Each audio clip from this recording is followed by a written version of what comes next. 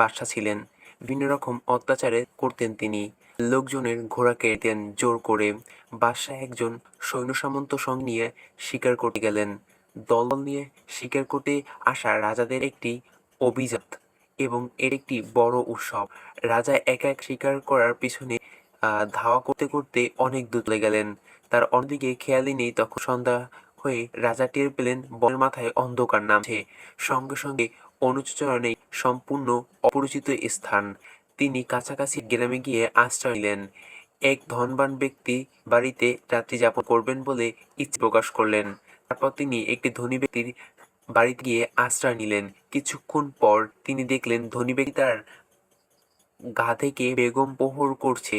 গাধা কাতর হয়ে চিৎকার করছে এবং লোক নিবর্জে সেই গাধার একটি পা ভেঙে দিল।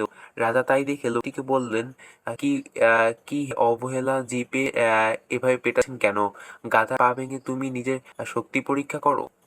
লোকটি উত্তেজিতভাবে জবাব দিল, আমি ভালো মন্দ আমি ভালো কাজ ভালো কি মন্দ আমি সেটা খুব ভালোভাবে জানি। গায়ের পর তোমার কথা বলার কোনো প্রয়োজন নেই।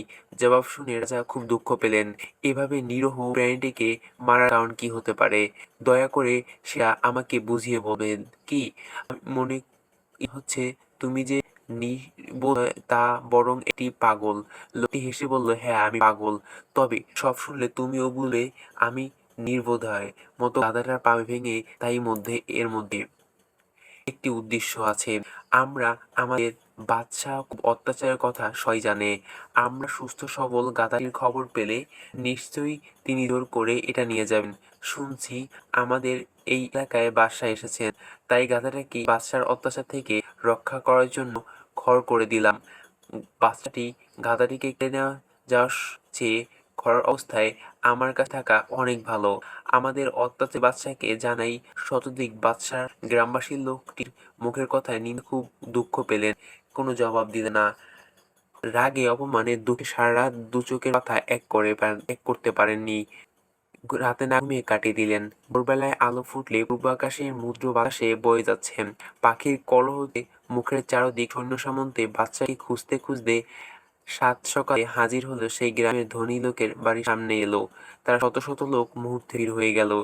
সে বাড়ির সামনে রাজকুরুম বিশাল দরবার বসে গেল। রাজার প্রধান প্রধান ব্যক্তিরা রাজার সামনে এসে আসন গ্রহণ করলেন। রাজকীয় খানাপিনার আয়োজন করলেন।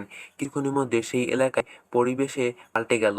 ঘোড়ার পায়ের শব্দে কাঁপতে লাগলো। সেই এলাকার বাড়িতে সেই ধনী লোকটির ব্যাপারে সব্বার দেখতে গততে স্বয়ংক্রিয় বাদশা ছিলেন। তার অতিথি বিপদ ঘনিয়ে এসেছে। বাদশা ডেকে পাঠালেন লোকটিকে। ধরে বেঁধে তাকে আনা হলো বাদশার সামনে। লোকটি বুঝতে পারল তার আত্মরক্ষা নেই, কোনো উপায় নেই। এ মুহূর্তে শেষ জীবনে আর ভয়ের ব্যথা। লোকটি সাহসের সঙ্গে বলল, হে মনোমান্য বাদশাহ, আমি একাই শুধু আপনার নিন্দা করিনি, খবর নিয়ে দেখুন জনসাধারণ সকলেই কথা বলে আমাকে সহজেই হত্যা করা আপনার পক্ষে সম্ভব।